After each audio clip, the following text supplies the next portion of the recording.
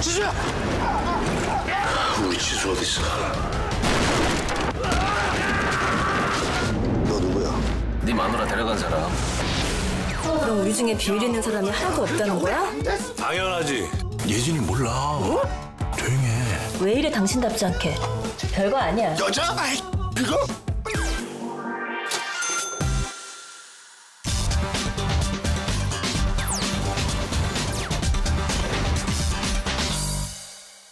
영화를 보는 큰눈 무비빅. 안녕하세요. 여러분의 영화 큐레이터 오상진입니다. 오늘 함께할 무비빅 스페셜은 BTV의 히든 픽처스로 선정된 영화 뷰티풀 데이즈입니다. 히든 픽처스란 기존의 상업 영화는 달리 새로운 가치와 재미를 발견할 수 있는 예술 독립 영화를 말하는데요. BTV의 히든 픽처스 전용관에서 감상할 수 있는 뷰티풀 데이즈. 지금 바로 만나보시죠. 2017년 한국. 어이, 맥주 좀 더 가져와. 맥주 좀 줘. 네. 술집을 운영하는 한 여인에게 정체 모를 청년이 찾아옵니다. 무슨 일 있으면 전화 줘. 네. 퇴근하는 그녀의 뒤를 밟는 청년. 청년은 얼마 못 가 그녀의 애인에게 붙잡히고 마는데요. 뭐고? 왜 따라와요? 안 들리나? 어? 너 대답 안 해? 健첸我是健첸 알고 보니 청년은 그녀가 중국에 두고 온 아들이었던 거죠. 맥주 한 병 주시오. 14년 만에 마주 앉은 모자. 그러나 就为了这些，你抛弃了我们是吗？ 세월의 간극은 좀처럼 좁혀지질 않는데요. 我问你，就为了这些，你抛弃了我们的吗？ 엄마에 대한 원망으로 가득 찬 젠첸. 外面说话。 그날 밤 그는 엄마의 애인을 뒤쫓아갑니다. 급기야 엄마의 애인을 공격하는 젠첸.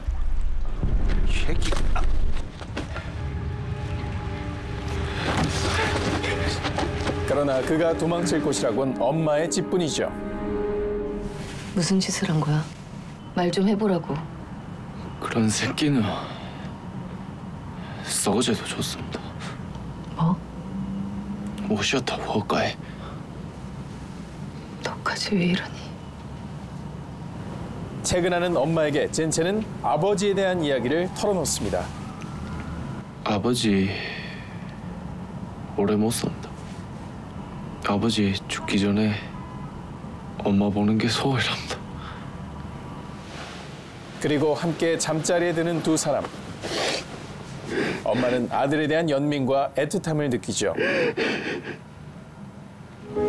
다음 날 엄마는 중국으로 돌아가는 아들에게 양복 한 벌을 사주는데요. 동생분이 되게 멋있으세요.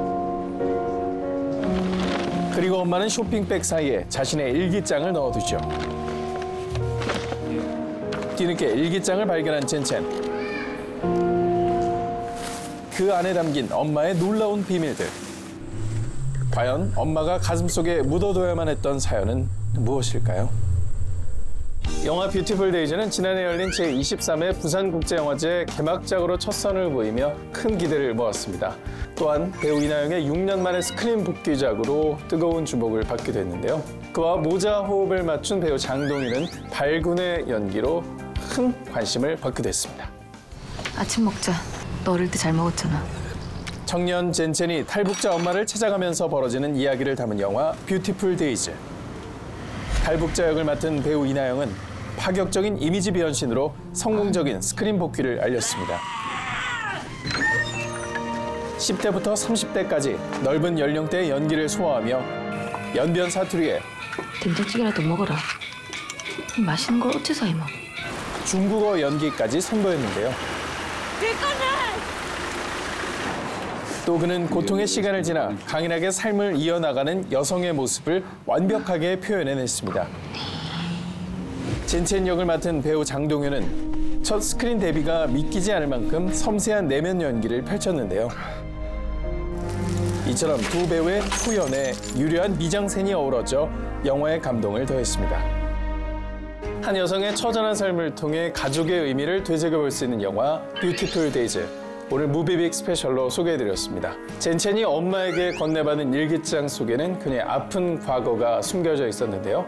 가족을 지키기 위해 모든 걸 바쳐야 했던 한 여인의 기구한 운명. 지금 바로 만나보시죠. 2003년 중국. 젠첸의 집에 탈북 브로커 황 사장이 찾아옵니다. 네 젠첸이야? 그는 젠첸의 엄마를 협박하기 시작하는데요. 야, 너르야.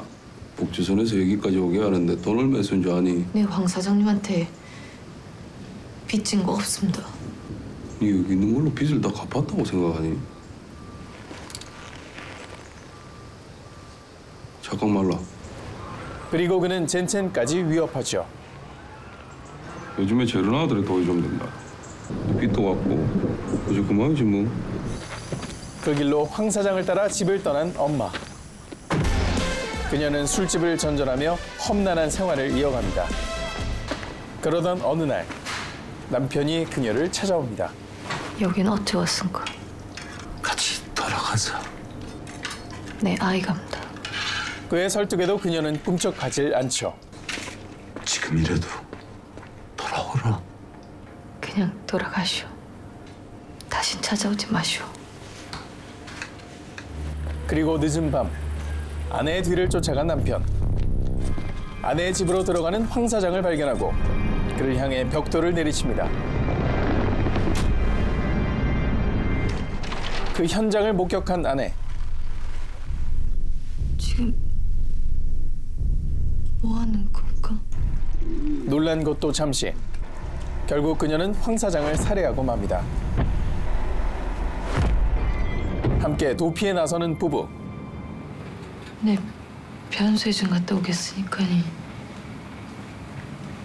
좀 기다리시오. 주체 못할 감정에 휩싸이는 젠첸의 엄마. 한 탈북 여성이 겪어야만 했던 비극적인 현실을 잘 담아낸 장면입니다. 비참한 운명에 굴하지 않는 강인한 여성의 삶을 그린 영화 뷰티풀 데이즈는 BTV 히든 픽처스 전용관에서 지금 바로 감상하실 수 있습니다.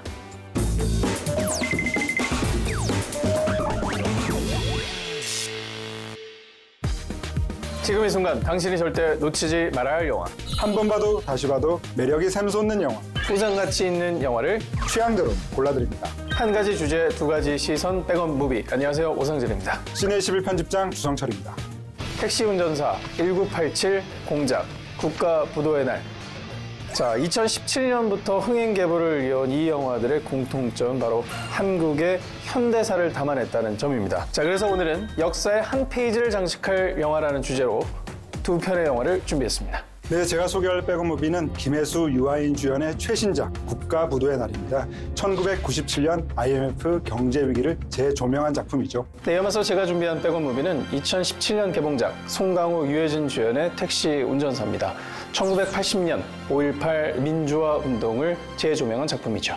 네, 그럼 대한민국 최악의 경제 위기를 그린 영화 국가부도의 날 먼저 만나보시죠. 아리야, 김혜수 영화 찾아줘. 아리야, 이 중에서 유아인 영화 찾아줘. 우리나라가 드디어 오늘 경제 선진국 그룹 OECD에 1997년 대한민국 최고의 경제 호황 시대라고 모두가 믿어 의심치 않았던 그때 진짜야? 한국은행 통화정책팀장 시연은 곧 엄청난 경제 위기가 닥칠 것을 예측해냅니다. 제 계산이 맞다면 대한민국 국가부도까지 남은 시간은 일주일입니다. 국가부도 사태를 막기 위한 비공개 대책팀이 꾸려지지만 국가부도 사태가 임박했다는 게 사실입니까? 그렇지 않습니다. 정부는 이 모든 위기의 상황을 국민들에게 감추는 데 급급할 뿐이죠. 이렇게 감추기만 하다가 나중에 일 터지면 그때 그냥 당하는 사람들은 어쩝니까? 한편 작은 공장을 운영하던 평범한 가장 갑수는 미도파백화점이 부도 위기입니다. 결국 파산 직전에 이르게 됩니다. 그 반면에 제가 쓸데없는 일로 연락드렸겠습니까? 위기를 기회로 삼은 이도 있죠. 금융맨 정학은 투자자들을 모아 위험한 베팅으로 떼돈을 벌게 되는데요. 내 인생이, 내 계급이, 내 신분이 싹 다 바뀌게 되는 순간이야. 그때 그 시절 IMF 외환위기 사태를 둘러싼 대한민국의 민낯을 들춰낸 영화 국가부도의 날입니다.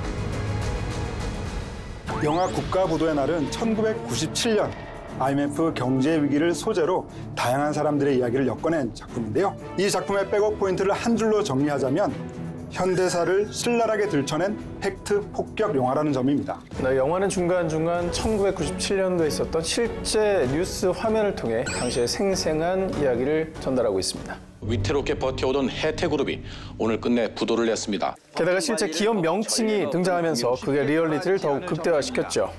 한라그룹 부도입니다. 경제 위기 속에서 유명 기업들이 하나둘씩 무너지는 순간은 정말 손에 땀을 쥐게 했습니다. 대우가 위험하다고 합니다. 극 중에서 가장 먼저 심각한 경제 위기를 예견하고 대책을 세운 주인공이 바로 한시연입니다. 경제부처 실무자들 소집하라고 하세요. 그녀는 한국은행 통화정책팀 팀장입니다. 저 워싱턴 포스트. 왜 정부 고위직에 여자가 없는 줄 압니까? 정말 중요한 순간에 이성적인 판단을 못하니까. 보수적인 관료 사회의 여성에 대한 편견 속에서도 강한 신념과 전문성으로 위기 대응에 앞장선 인물이죠. IMF는 안 됩니다. 정답이 아니에요. 배우 김혜수를 통해서 오랜만에 독보적이고 주체적인 여성 캐릭터를 만날 수 있어 참 반갑고 인상 깊었는데요. 배우 김혜수의 강력한 존재감이 빛났던 건 바로 이 순간이었죠. 지금 각하께서 심기가 아주 불편하십니다. 그리고 너무 어렵게 말씀하시면 역정을 내십니다. 총장이 쉽게 좀 설명해봐요. 네, 쉽게요? 돈을 껐으면 제때 갚아야지. 돈 갚는 날 밀어줄 줄 알고 펑펑 쓰다가 이꼴났습니다. 각하.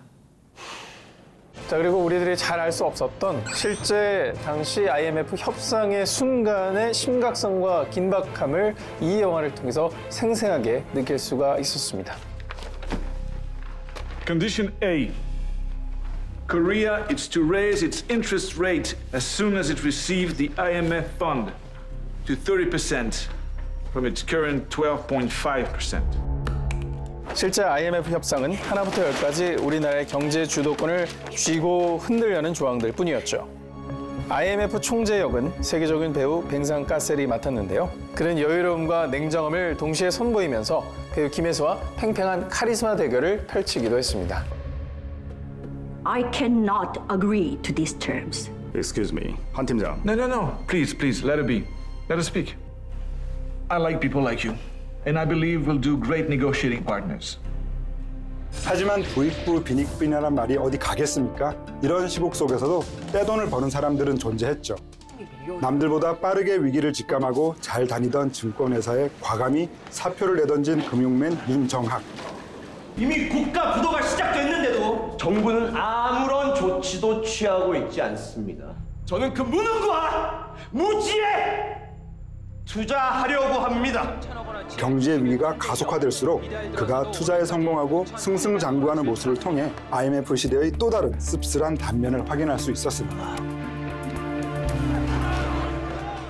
대한민국 현실의 복잡한 감정을 느끼는 입체적 캐릭터를 배우 유아인이 완벽히 소화해냈는데요. 인생의 갈림길, 삶이 변하는 순간 지금이라고요. 지금. 누군가의 위기를 자신의 기회로 삼으며 욕망을 내보이던 순간은 공포스러울 정도였습니다. 나와요. 빨리 나와! 내가 왜 나가? 여기 이제 내 집인데. 이 영화는 국가부도까지 일주일 남은 시간 속에서 위기를 막는 사람과 위기에 베팅하는 사람을 지속적으로 대비해서 보여주는데요. 하지만 무엇보다 관객들의 공감을 불러일으켰던 것은 바로 갑수였습니다. 그거 일시적인 거야. 나라에서도 그러고 신문하고 방송에서도 곧 괜찮아질 거라고 그러니까. 그는 대한민국 경제는 문제없다는 정부의 호언을 굳게 믿다가 부도 위기를 맞게 된 인물이었죠. 부도 아니지? 부도 아니지? 공장과 가족을 지키기 위해 어떻게든 버텨보려 했던 이 시대의 평범한 소시민을 대변했는데요. 종이 쪼가게. 배우 허준호 씨가 그 역할을 맡아 벼랑 끝에 몰린 가장의 절박함을 연기해내면서 뜨거운 눈물과 공감을 선사해내기도 했습니다. 한 사장, 우리 더 힘내자고, 어? 버티는 사람이 이기는 거야. 버틸게요. 반드시 버틸게요. 1997년을 온몸으로 직접 겪었던 우리 시대의 부모님과 그 모습을 지켜봤던 자녀 세대들이 모두 함께 공감할 수 있는 영화라는 생각이 듭니다. 자, 그리고 당시에 장년층 관객의 감상평이 크게 화제가 되기도 했었는데요. 당시 회사가 도산 위기에 처했을 때 지갑 속에 1,000원짜리 7장만이 남아 있었는데 딸이 통닭을 사달라고 조르더라. 통닭 한 마리가 7,500원이었는데 500원을 겨우겨우 깎아서 사줬던 기억이 난다. 그런데 이제는 다 큰 딸이 그 통닭보다 비싼 값을 치르고 영화표를 예매해서 나와 함께 영화를 봤다. 영화가 끝난 뒤 서로 부둥켜 안고 한참을 울었다. 자, 이 사연을 듣는데 정말 공감이 되고 가슴이 찡해오더라고요. 네, 전 세대를 아우르는 공감과 메시지가 가득한 영화 국가보도의 날, 꼭 백업해 두시기 바랍니다. 자, 이번엔 제가 소개해드릴 차례입니다. 5.18 민주화 운동을 그린 영화 택시 운전사, 지금 만나보시죠. 아리야, 1000만 영화 찾아줘. 아리야, 이 중에서 유해진 영화 찾아줘. 이모, 여기 아무거나 빨리 나오는 걸로. 1980년 서울의 한 기사식당. 거리 어디에? 전라도 광주. 택시 운전사 만섭은 우연히 특별한 손님에 대한 얘기를 엿듣게 됩니다. 10만 원? 아니 어떤 후보가 하루에 택시비를 10만 원이나 준대? 외국 호구다. 그리고 그는 동료 기사의 외국 손님을 몰래 가로채죠. 이게 투게더? 렛츠고 광주. 어? 오케이. 에이. 목적지는 비상계엄령이 내려진 광주. 뭐야 이건? 가도 되는 건가? Don't slow down. Keep going. 특급 손님의 정체는 투쟁 중인 광주 시민들을 취재하러 온 독일 기자 피터였죠. Let's go. Hurry. 하지만 우여곡절 끝에 도착한 광주의 분위기가 심상치 않습니다. 전쟁터를 방불케 하는 참혹한 현장. 만섭은 평범한 시민들이 짓밟히는 충격적인 모습을 목격하게 되는데요. 처음엔 돈을 벌기 위해 출발한 여정이었지만 그의 마음이 조금씩 움직이기 시작합니다. 약속했잖아. 알리겠다고. 그러나 부당한 폭력에 함께 맞설수록 위험천만한 사건들이 그를 위협해 오는데요. 과연 이 험난한 여정의 끝엔 어떤 결말이 기다리고 있을까요? 영화 택시 운전사입니다. 2017년도에 개봉한 택시 운전사는 당시 1,200만 관객을 동원한 엄청난 흥행작입니다. 대한민국 현대사의 가장 아픈 기억 중 하나인 5.18 민주화 운동을 그려낸 영화죠. 1980년 유일하게 광주를 취재해서 전 세계에 5.18의 실상을 알린 독일 기자 위리겐 힌츠페터, 그리고 그를 역사의 현장으로 데려다준 익명의 택시 운전사, 이렇게 두 명의 실존 인물을 모티브로 해서 영화의 이야기가 시작되죠. 영화 택시 운전사의 가장 큰 핵심은 역사적 사건을 전달하는 걸 넘어 그 역사 속에 존재했던 사람을 담아내는 데 있다고 하겠습니다. 바로 이 점이 이 영화의 가장 중요한 백업 포인트를 하겠습니다. 그 중심엔 역시나 믿고 보는 국민 배우 송강호의 힘이 존재했죠. 사글세 밀린 게 10만 원이에요. 10만 원. 죄송합니다. 그가 맡은 만섭은 밀린 월세를 걱정하는 평범한 소시민이자 개인 택시 운전사입니다. 나란 일보다 먹고 사는 일이 가장 중요한 그에겐 데모하려고 대학 갔나? 시민들의 시위 현장은 교통에 대한 불편 요소로밖에 여겨지지 않았죠. 호강에 겨워서 저러는 것들은 싸그리 잡아다가 사우디로 보내야 한다니까. 지들이 펄펄 끓는 모래사막에서 죽도록 고생을 해봐야 야, 이거 우리나라가 정말 살기 좋은 나라였구나 하고 정신들을 차리지. 그러나 독일 기자 피터와 운명적이면서도 필연적인 만남을 갖게 되는데요. 그는 사우디 건설 현장에서 익힌 짧은 영어 실력으로 소통하기 시작합니다. 광주, we go fast, okay? Fast. 광주, don't worry. I best driver. 광주 되게 멀어. 저기 한숨 자. Get sleep. In sleep. 여기서 이 영화의 사람 냄새나는 매력을 하나 더 짚어낼 수가 있겠는데요. 자칫 무겁게만 흘러갈 수 있는 영화의 분위기를 송강호의 소시민 캐릭터를 통해서 초반에 몰입도를 확실히 높여줬다는 겁니다. 네, 그리고 영화의 중반부에 접어들수록 주인공의 인물 변화를 통해서 우리는 역사 속에 있는 진실을 똑바로 맞이할 수 있습니다. 그의 눈에 비친 광주의 모습은 참혹하기만 합니다. 그는 독일 기자 피터와 함께 역사의 현장을 누비면서 마음의 변화를 겪게 되죠. 영화를 돌이켜보면요. 처음엔 운전석과 뒷좌석에 앉아있던 두 사람의 위치가 광주를 관통하면서 나중엔 운전석과 조수석에 나란히 앉은 모습으로 바뀌어 있습니다. 굉장히 상징적인 의미로 다가오는 대목이라 하겠죠. Mr. Kim, we must go now.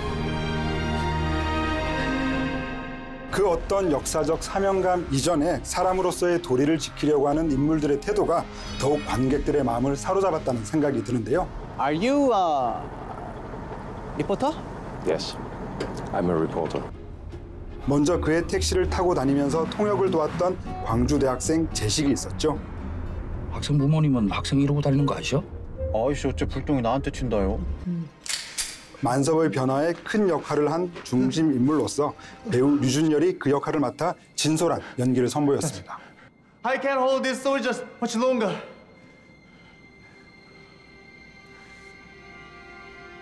So please, go now and show the world what's happening in here.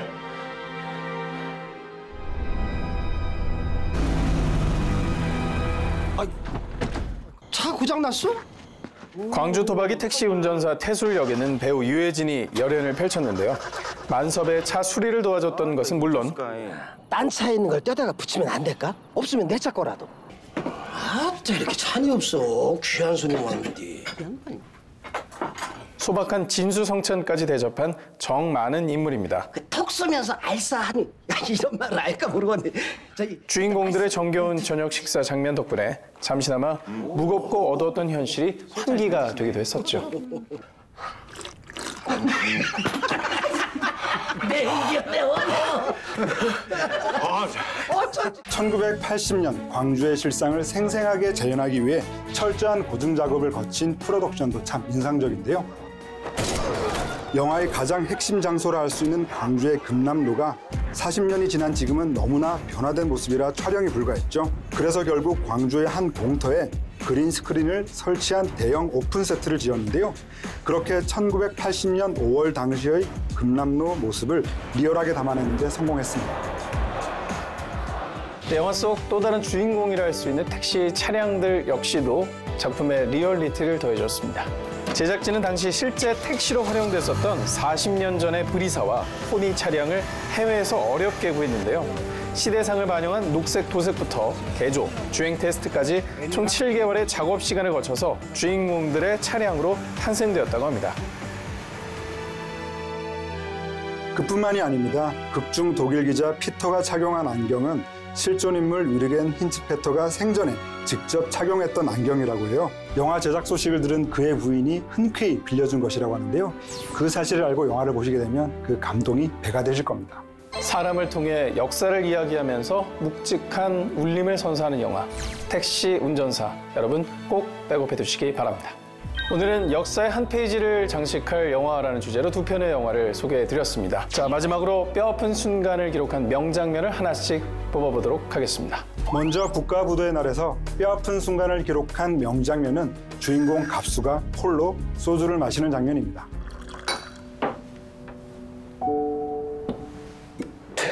공장 부도 위기에 망연자실한 갑수.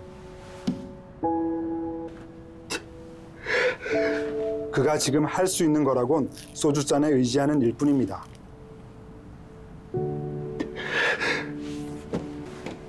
홀로 오열하던 그는 결국 최악의 방법을 선택합니다. 하지만 그 순간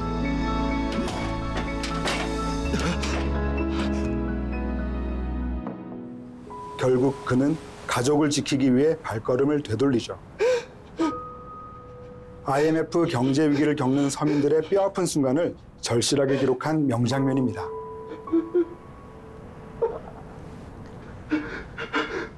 그 장면에서 허준호 씨가 이렇게 내복을 입고 소주를 드시는 장면 있잖아요. 거실에서. 그 장면을 보고 정말 공감 안 하셨을 분들은 없을 것 같습니다.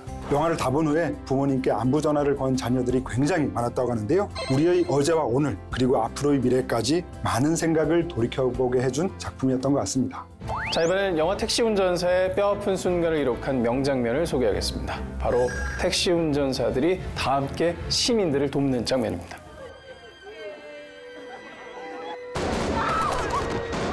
평범한 시민들을 향해 무자비한 총격이 가해지는 순간.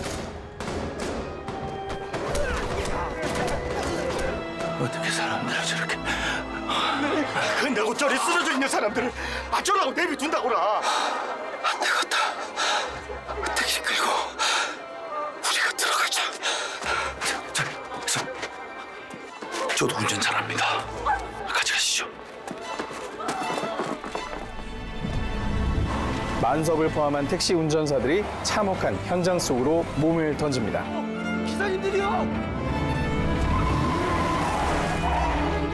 그들은 택시 차량으로 총격을 막아서고 다친 사람들을 하나둘씩 태워가죠. 그리고 시민들 역시 모두 한마음이 되어 나서기 시작하는데요. 5.18 민주화운동을 이끈 광주 시민들의 뼈아픈 순간을 절실하게 기록한 명장면입니다.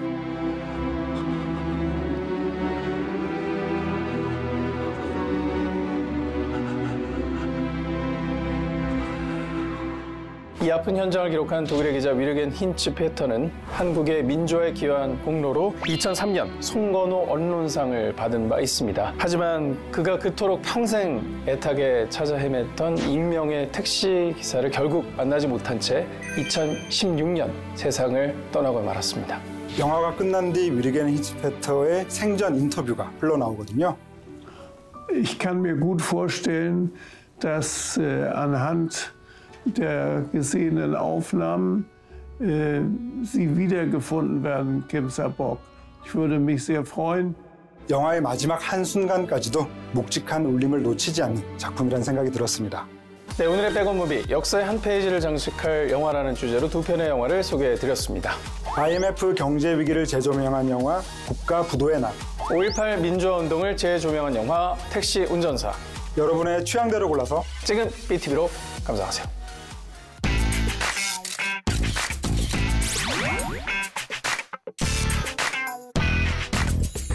안녕하세요. 시내21 편집장 주성철입니다. 오늘의 빅스타는 국내에서도 두턴 팬층을 갖고 있는 일본 애니메이션계의 거장 호소다 마모루 감독님과 함께합니다. ムービービッグのご覧の皆さん、こんにちは、アニメーション映画監督の細田守です。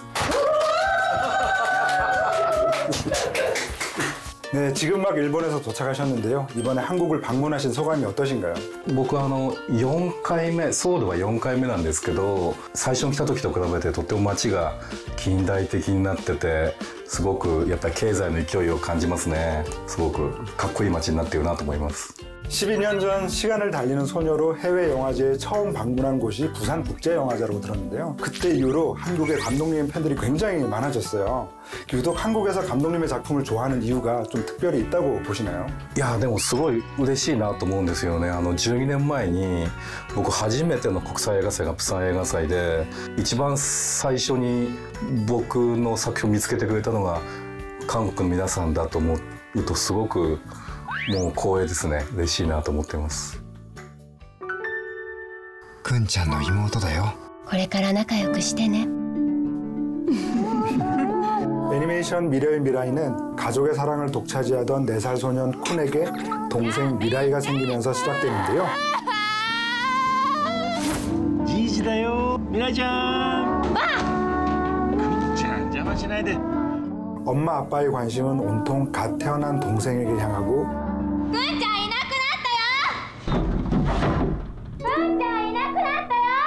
쿤은 인생 최초의 위기를 맞게 되죠. 그러던 어느 날 お兄ちゃんもしかして未来ちゃん 그 앞에 미래에서 온 동생 미라이가 찾아오면서 벌어지는 일들을 담은 애니메이션입니다. 未来の未来ちゃんに会ったよ 근데 이번 작품 미래의 미라이는 작년 부산국제영화제에서 예매 시작과 동시에 바로 매진을 기록을 했고요. 또 같은 해 칸 국제영화제 감독주간 부문에서 상영이 됐는데 애니메이션으로는 거의 유일하게 초청된 사례로 알고 있습니다. 또 아시아권 영화로는 최초로 올해 골든글로브 장편 애니메이션 부분에 초청이 됐다고 알고 있습니다. 이렇게 해외에서 주목을 받으실 때 어떤 기분이 드셨나요? 未来の未来ってのは非常にこう個人的な映画っていうかね。ただいまくんちゃん。それ赤ちゃん。特別大きな事件が起こるわけでもない小さな映画なんですけども、なんだろうな、プライベートな映画っていうのが逆に何かこういろんな国の皆さんと一緒にこう握手をできるような、みんな世界の人がね一緒の風な気持ちになってくれたっていうのがすごく嬉しいなと思いますね。 네, 늑대아이 그리고 썸머워즈, 괴물의 아이에 이어서 이번 작품을 관통하는 키워드 역시 가족이라고 할 수가 있겠는데요. 감독님의 이야기가 언제나 이렇게 가족에서 출발하는 이유가 있으실까요? 作ってるのは自分自身がその家族、現代の家族ってなんだろう、家族の大事なことってなんだろうっていう、まあ、問題意識があるからじゃないかな。で、くんちゃん、お母さん今日明日出張のお仕事でいないからね。いや、いい子でお留守番しててね。いやそれはその日本の社会の中でも家族っていうようなものが役割が変化していくその最中だからこそ映画で描く必要がある。取り替える。あ、もうこんな時間。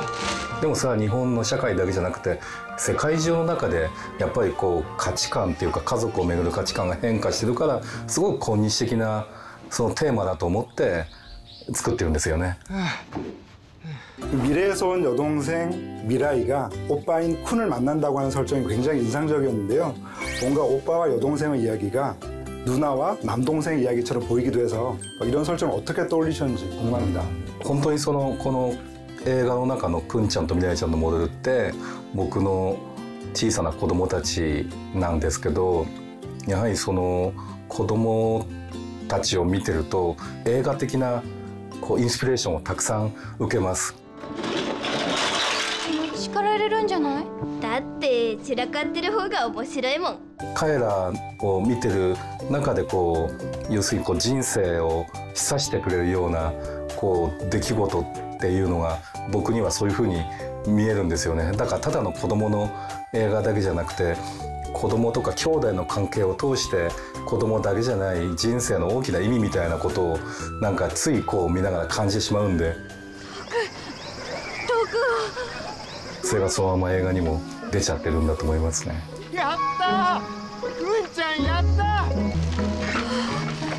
乗れたじゃん、あっさり。簡単でしょ？遊ぼうよ。一緒に行こ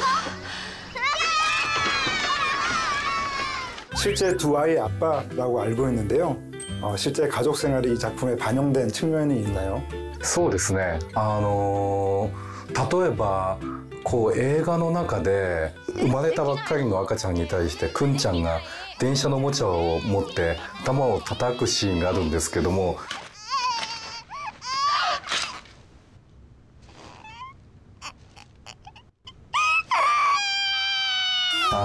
実際にもありましたし、本当はもっと過激なことをしてまして、このね指をねこうやってね目を狙ってました。赤ちゃんの。 혹시 쿤이 어머니에게 마귀 할머니라고 부르는 설정은 실제 경험이신가요?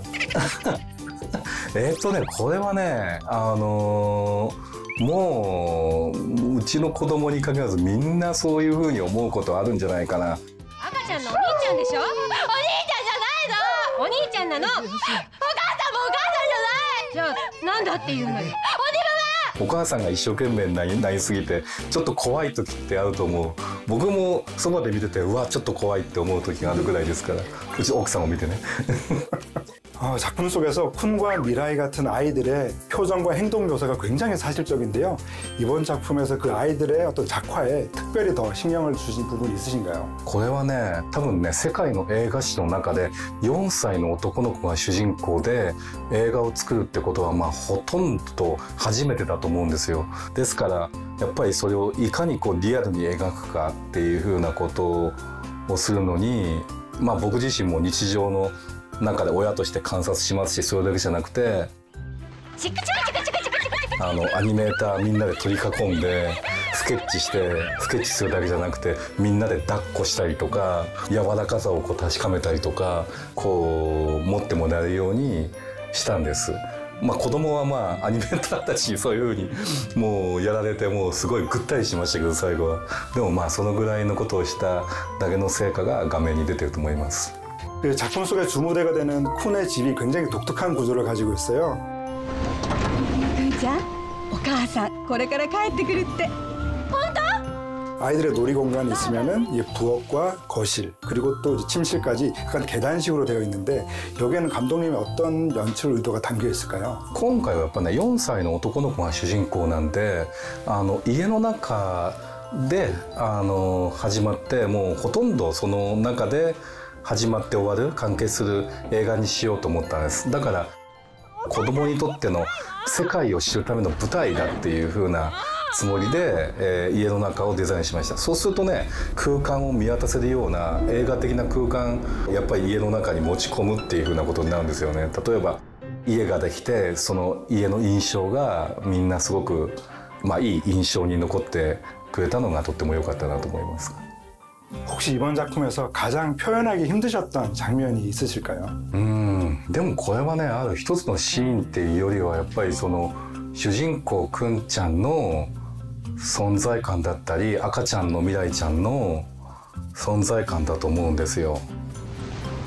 やっぱりこう具体的なシーンで言えばやっぱり出会いのシーンですよね。やっぱりその赤ちゃんを初めて見た時に、その4歳のくんちゃんっていうのはどんな風に思って見るのか、その存在っていうのをどういう風に受け止めるのか。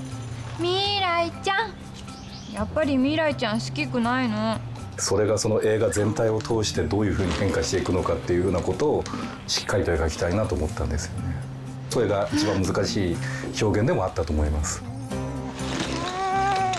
감독님 작품에서는 주인공들이 이 판타지의 세계로 넘어가는 특별한 행동이나 과정 같은 것들이 있는데요. 이 괴물의 아이에서는 주인공 렌이 괴물의 세계로 넘어가는 그 관문이 바로 골목이었고요.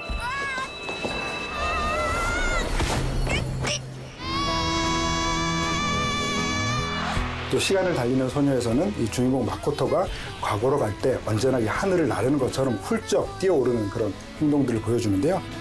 이번 작품에서 쿤이 판타지 세계로 넘어갈 때는 그 관문이 바로 마당이라고 할 수가 있겠는데, 특별히 이 마당이라고 하는 공간을 설정한 이유가 있으신가요?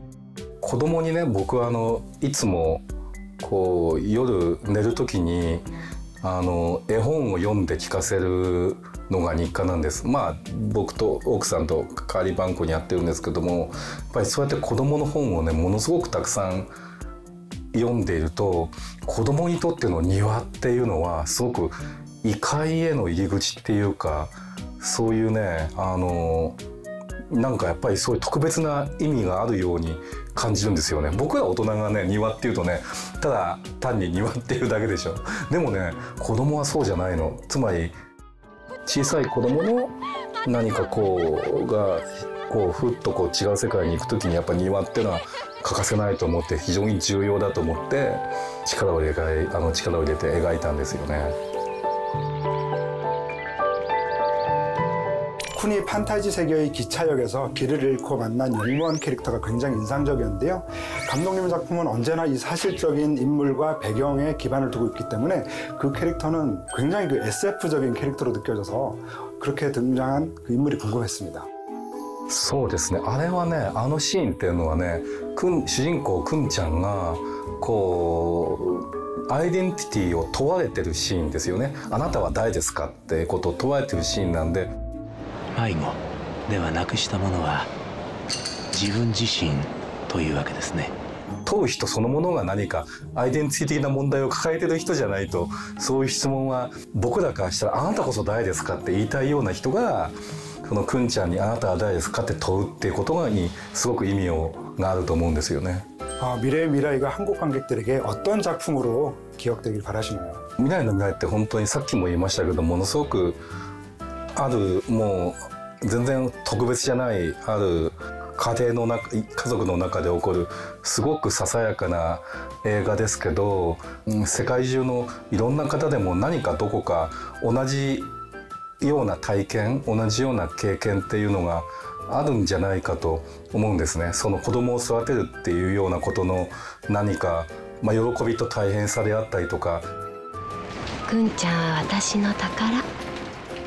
やっぱりその小さい子供と一緒に過ごすっていうふうなことの家族の連なり人生の連なりっていうのがすごく大昔から始まってずっとこれから現代に来てそれからずっと未来へ行ってずっとなんていうか家族として人生のループがずっとつながってるっていう僕らの何でもない日常の中にすごく大事なものがあるんじゃないかなっていうふうにそういうことをなんか感じてもらえたら嬉しいですよね。네, 마지막으로 앞으로의 작품 계획 여쭤볼 수 있을까요? もうね今実はね考えてるところなんだけども全然違うまた未来の未来とは全く真逆の作品を今作ろうと思って今構想を練ってるところです。プロモーションでねいろんな国に行ってたんですけどももうその度にいろんな街から刺激を受けてます。韓国の要素ソウルの要素もすごく映画の中でまた表現できたらいいなと思って楽しみにしているところですよ。もう頑張って作ろうと思います。 네, 끝으로 저희 무비빅스타에서는요 대놓고 표현할 수 있는 시간을 드리는데요 단 제한 시간 13초에 불과합니다. 1, 2, 3, 스탑. はい、どうもこんにちは、細田桃です。未来の未来、4歳の男の子くんちゃんが未来からやってきた妹未来ちゃんと一緒に、家族を巡る時空の旅に、出かけるっていうような、そういう映画です。なんかとってもなんかね面白い映画なんでみんな見てねっていうのを付け加えたら16秒ぐらいなのね。その後にここに入れないから。そこは入らなかったね。 네, 오늘의 무비빅스타 호소다 마모루 감독님과 함께했는데요. 긴 시간 함께해 주셔서 감사합니다. 네, 감사합니다. 오늘 소개해드린 호소다 마모루 감독의 작품들 BTV에서 감상하세요.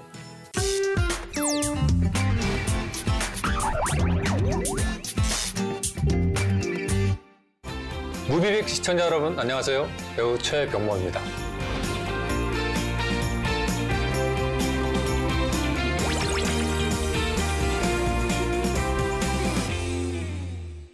오늘 소개해드릴 저의 버킷무비는 바로 영화 위플래시입니다. 1, 2, 3, 미국 최고의 음악학교인 세이퍼의 신입생 앤드류. 그는 우연히 학교 최고의 실력자이자 악명 높은 플래처 교수의 눈에 드는데요. Double time swing. Faster.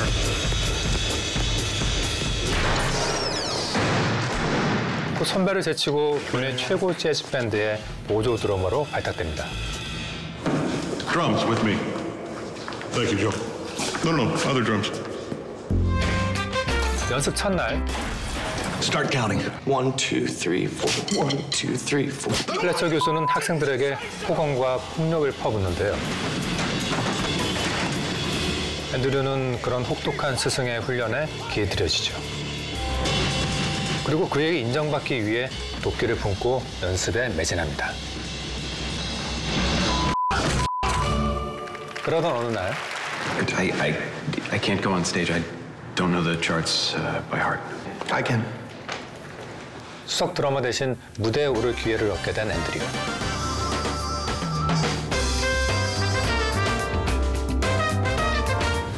Am I late? Perfect timing. Come on in, Connolly. Connolly now. 그러나 플래처는 그 자리에 새로운 라이벌을 불러들이죠. See, this to me is the beauty of studio band. You walk in here an alternate, who knows when you could be the new core.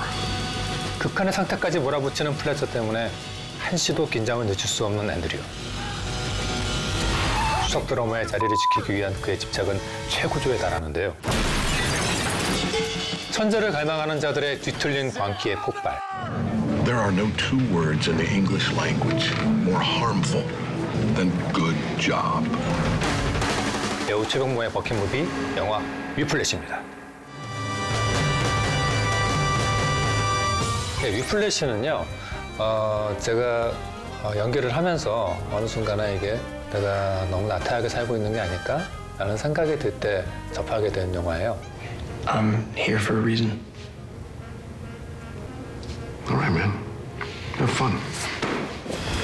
보고 난 다음에 누군가가 심장을 계속 충동질을 하면서 I'm gonna keep pursuing what I'm pursuing.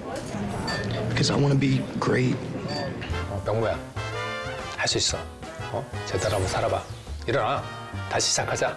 라는 그런 마음이 들게 하는 영화였습니다. 정말 후회하지 않습니다. 여러분, 추천합니다. 앤드류의 광기가 폭발하는 영화예요, 이 영화는요.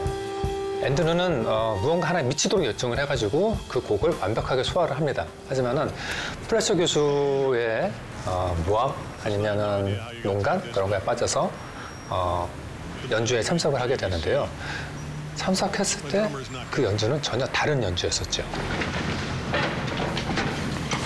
Now we're going to do some old standards for you, but first we're going to start out with a new tune by Tim Simonek called Upswingin'. 하지만 앤드류는 거기에서 물러서지 않고서 제가 준비한 그 음악을 아주 멋들어지게 연주를 합니다. 바로 플래처 교수가 보는 자리에서요.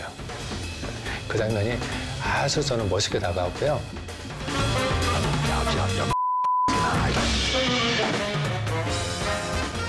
앤드류는 충분히 그럴 만한 능력이 있었고 자질이 있었던 거죠.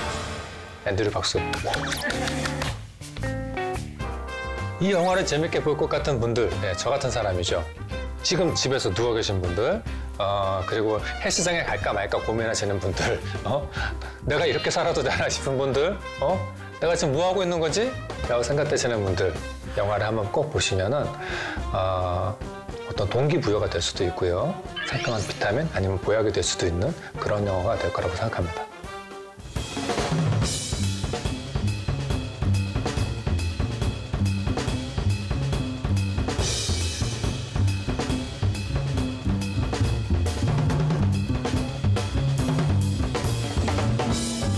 무비빅 시청자 여러분, 지금까지 저희 버킨 무비 위플래시를 소개해드렸는데요. BTV에서 재밌게 감상하시길 바랍니다. 앞으로도 좋은 작품으로 인사드리겠습니다. 지금까지 배우 최병모였습니다. 감사합니다.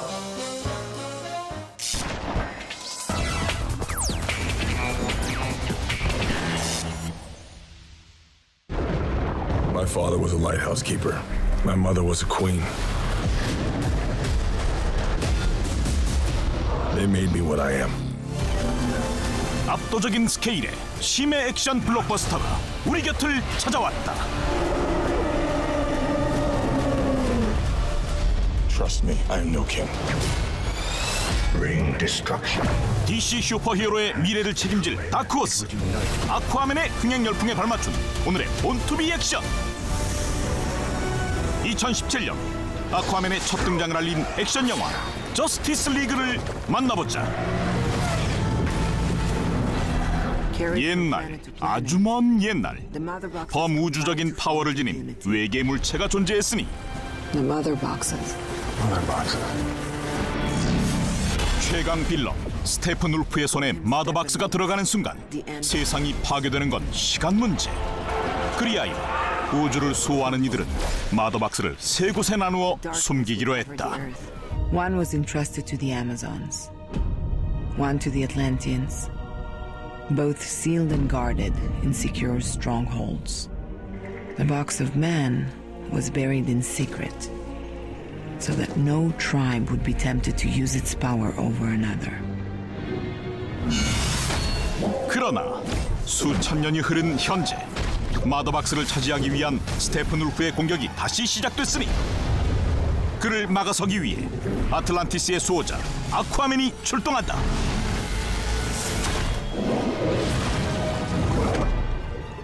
그러나 아쿠아맨의 파워로도 당해낼 수 없는 최강 빌런. 결국 스테픈 울프는 아틀란티스의 마더박스를 훔쳐 달아나버린다.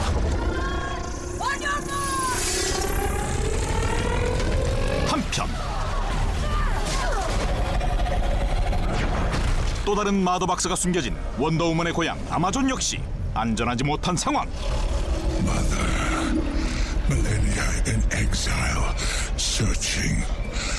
At last you call me home. 마침내 스테픈 울프는 2개의 마더박스를 차지해버린 것. Something tells me we're not getting the band back 사태의 심각성을 깨달은 배트맨과 원더우먼은 숲속에서 은밀한 회동을 갖게 된다. Just go after the boxes. I got a location for one of our recruits, Barry Allen. What about the other one, Victor Stone? Was hoping you would dig him up. 최강 빌런 스테픈 울프에 맞서기 위해 제일 먼저 찾은 팀원은 바로 Barry Allen. Bruce Wayne. 블랙핑크의 열혈 팬이란 말씀? Whoever you're looking for, it's not. 그의 정체는 배트맨의 박쥐 표창도 단숨에 낚아채며 초스피드 권법 자랑하는 플래시 되시겠다. You're the Batman. So you're fast. That feels like an oversimplification. I'm putting together a team. People with special abilities. You see, I believe enemies are coming. Stop right there. I'm in. 그렇게 최강 팀원들이 모두 뭉쳤으니 배트맨, 원더우먼, 플래시 그리고 뒤늦게 합류한 사이보그까지. You made it. So then, there must be a nest nearby. Gotham Harbor. These are air vents. They all lead down to the tunnel to Metropolis project that was abandoned in the 29. Do you really think that... Oh, wow, they really just vanished. Huh? Oh. That's rude. 드디어 DC의 슈퍼히어로 군단 대결성! 이름하여 저스티스 리그가 적의 무리를 소탕할 순간이 왔도다. 하지만 그들이 도착한 곳에는 You've been near the mother box. Her scent is on you. Please, we have families. 스테픈 울프가 인간 세계에 숨겨진 마지막 마더박스를 찾기 위해 무고한 시민들을 악랄하게 협박 중이었다. Where is my mother box? 그때 제일 먼저 카리스마 여전사 원더우먼 출격. Amazon. This one is mine. You overestimate yourself. 원더우먼이 혈혈단신 혈투를 벌이는 가운데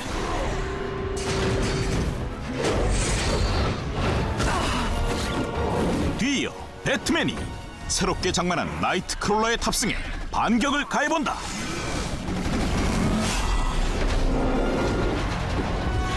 Jesus, he is tall. 하지만 악전고투 속에서 그만 검을 놓쳐버린 원더우먼. 지금에야말로 플래시의 초능력을 뽐내볼 차례. 초고속으로 달려와 손끝으로 살짝쿵 칼날 밀어주시고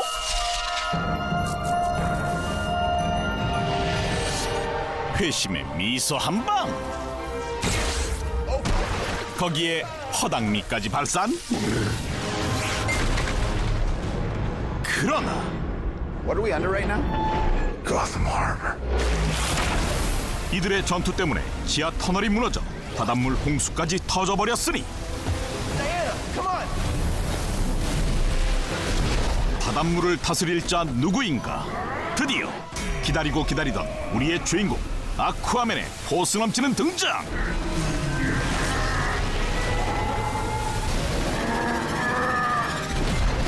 진짜 전쟁은 지금부터 시작이다. 아쿠아맨을 포함한 저스티스 리그의 슈퍼히어로 군단은 스테픈 울프를 물리치고 과연 세상을 구해낼 수 있을까? 영화 저스티스 리그.